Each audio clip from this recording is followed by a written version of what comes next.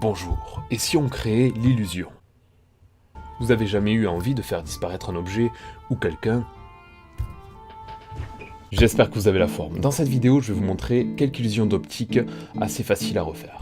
Commençons par les trappes géométriques. Bon, c'est vrai, ça date la période où j'ai commencé à créer ce style d'illusion. Mais en fait, je me suis aperçu qu'on pouvait en créer sous toutes les formes. Un triangle par exemple, 10 cm sur 10 cm. On le coupe en deux, et puis on le coupe en petites tranches à peu près équitables. Là, je fais 6 séparations. Rien que là, en fait, la base de l'illusion, elle est faite. On colorie un bandeau tel un zèbre. Je gomme un peu, et c'est à ce moment précis qu'on ressort son crayon gris. En fait, là, on va faire de l'ombre sur l'une de nos deux parties. Et puis, on va insister particulièrement vers le bas du triangle pour donner un effet de profondeur. On peut même s'amuser à ajouter des petits éléments, des textures, une fois qu'on a notre base. En tout cas, ça prend très peu de temps et l'effet fonctionne si on regarde dans un angle de moins de 50 degrés. Donc, il faut être un peu incliné par rapport au dessin. Mais avec la caméra, ça capte très bien ce genre d'illusion. 2. Quelle que soit la figure qu'on veut faire, ça fonctionnera. Donc on fait d'abord la forme géométrique à plat, ça c'est important. On la coupe en deux et on la découpe en tranches. Dans notre cas, c'est un carré, donc je vais faire des angles droits. Faut que ça reste propre. Avec une vue inclinée, on obtient ça. À nouveau, je viens colorier une bande sur deux. Là, j'utilise un Posca rouge. Unicorn.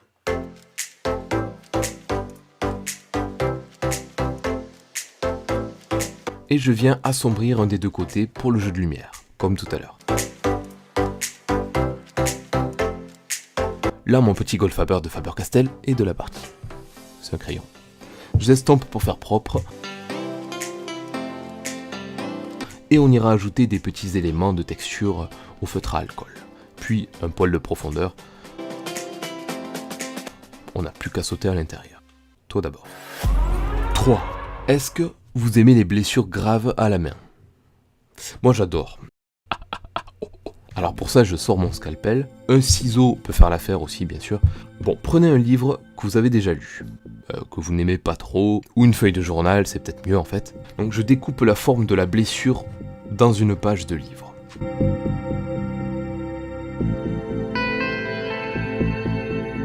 Donc j'hésite pas à faire plusieurs formes différentes. Ne commencez pas à découper vos cahiers de cours, je vois venir. Bref, en fait ça consiste à créer l'épaisseur de votre main qui dépassera des ouvertures pour faire un effet de trou. En gros, c'est la partie un peu glauque qu'on verra dépasser. Le processus est assez simple. Une base rouge un peu sanglante.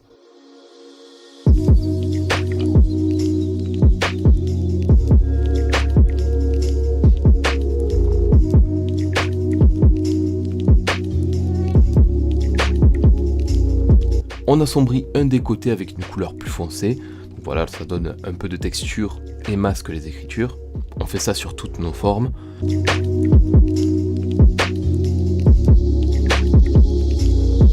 Ensuite, je prends un crayon noir basique et je vais créer une ombre en coloriant le bord de la base rouge. Puis en fait, ça, je vais le dégrader petit à petit vers l'intérieur. Donc voilà, faut pas hésiter à bien ombrer cette partie-là.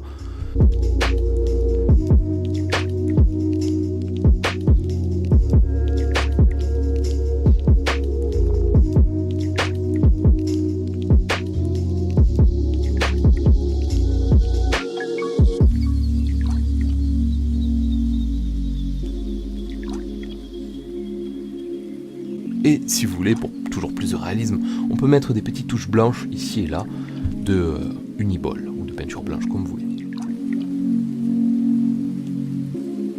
Voici les résultats.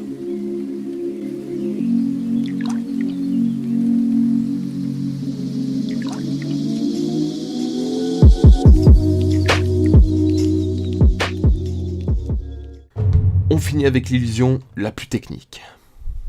Celle-ci est assez connue, c'est le principe de l'escalier en anamorphose, mais ça reste simple à créer. Un rectangle de 10 cm de long et 6 de haut.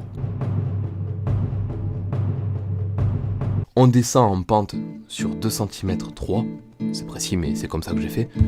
On tire un trait vertical jusqu'en bas. Maintenant, un trait horizontal de 2 cm, c'est le haut de la marche. Puis à nouveau un trait vertical jusqu'en bas.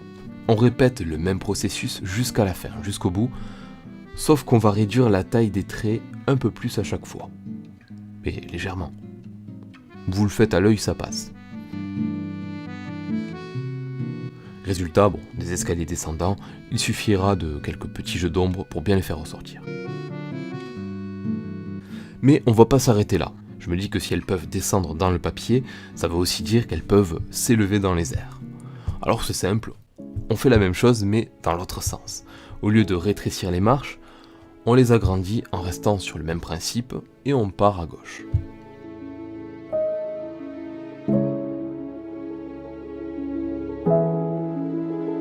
Super. Maintenant on va juste s'amuser à donner de la profondeur à tout ça avec des ombres, encore une fois.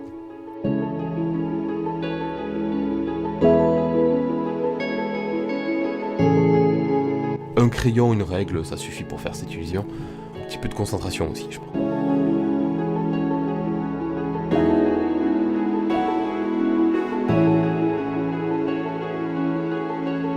Et voilà, toutes nos petites créations sont ici.